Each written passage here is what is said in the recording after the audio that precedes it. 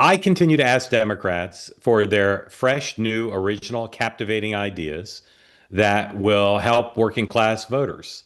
And they go back to either spouting vagaries or denouncing the Trump administration's policies.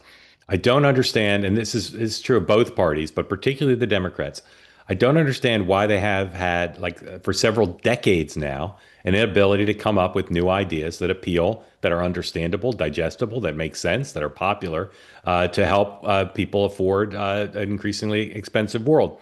But they don't seem to be able to. What they do seem able to do is have their top strategists fleece their richest donors out of more money to form more and more organizations to claim they're working on both policy and messaging, but they seem mostly to work on messaging. So here's a new one. Politico reports this morning, number 107, that there's a new group, a new think tank called Searchlight, inspired by the name of Harry Reid's hometown, started by a former Reid aide, Adam Jettleson. Is that how you pronounce his name, Dan? Yep. Jettleson, Yep. who was for a time Fetterman's chief of staff.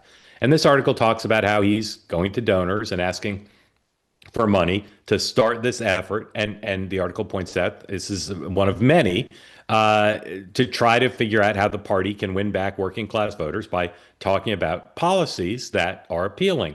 But the article doesn't have any mention any actual policies, and it sounds like this may be another messaging effort.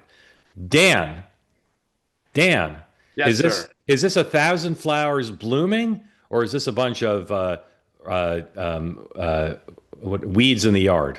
Yeah, I think it's more the latter. Mark, you and I were texting a little over the weekend about this, because this comes on the heels of both Wes Moore and Tim Walz saying it's time for bold action. Right. We need to, admiration for Donald Trump. He's doing big, bold things. He's moving fast. He's unafraid. And we need to do the same thing. But of course, what was missing was what those things are. Even one. Like Yeah, and forget a list, just one. And I Just think one. that I think the thing is the party, the last kind of big push, the two big things that the party for the last 30 years have pushed since Bill Clinton ran through his term were healthcare and some sort of clean energy bill, Mhm. right? Barack Obama got one, tried the second, didn't work. Joe Biden kind of, whatever one thinks, that was kind of the conclusion of the big push for some clean energy bill. There's been nothing else. And, we've said it for a million times. The one unifying principle is anti-Trump. That is coming to an end, like it or not. There is no set of ideas. That story basically says this Searchlight will be a safe harbor for those ideas to be packaged and messaged.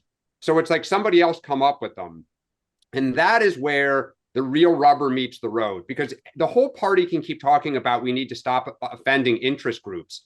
But when you put the policy on the table, that is when the interest groups will freak the what out and Yeah. say either where's our policy or you can't do that, go hurt somebody else. Right. And that's where, even Bill Clinton said, like, this is hard. So I don't know. I mean, I'm going to, I think, write about that here on Substack, because we are void of anyone with the real courage to do this right Yeah. now. And again, you said that this group says we have to come up with policy ideas irrespective of whether they offend our interest groups. Great principle, Yep. but no examples. And it's easy to say we need to make housing more affordable. We need to make college more affordable.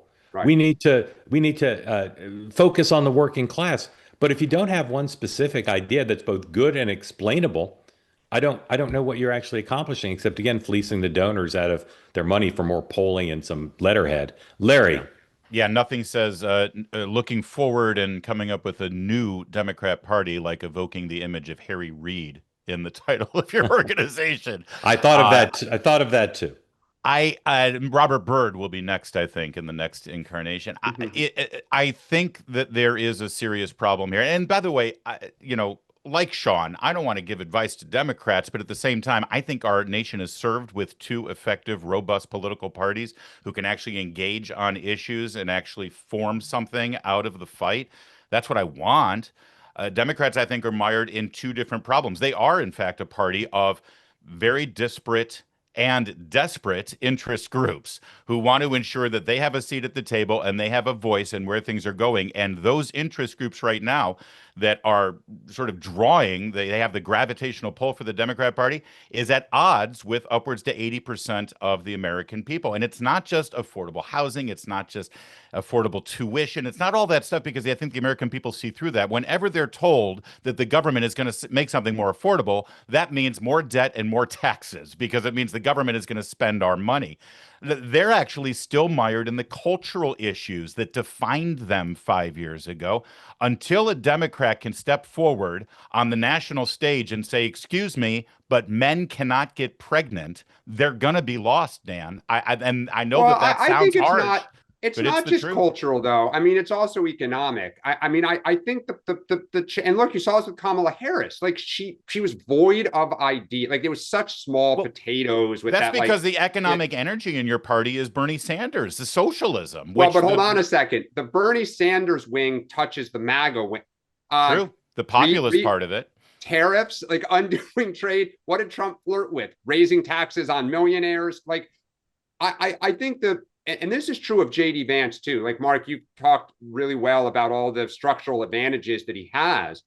But if we were to look forward, he's not going to, I mean, immigration presumably is solved. I don't think he's going to say Donald Trump did nothing on immigration and it's a huge problem, so elect me, right? He may say we can't go backwards, but they'll have done the big tax bill, right? He will have confronted trade. So if Trump is successful, the question then is, what is JD Vance's, set of things about why he should be elected? Finish off whatever Ivy League universities that Trump hasn't gotten. There you go. So I mean, get Dartmouth and Cornell. Well, he runs in the same way that George Herbert Walker Bush ran in '88 as Trump's third term, although some of us would say fourth term, but I don't want to go there. Kinder and gentler. Why fourth term? What am I missing? Well, he won in 2020, but we're not allowed to say it. Oh, yeah. Got it. Like what you see? Why don't you subscribe? This is a great opportunity to be part of unique conversations. Just hit the subscribe button. And if you want to watch our events live, go to twoway.tv.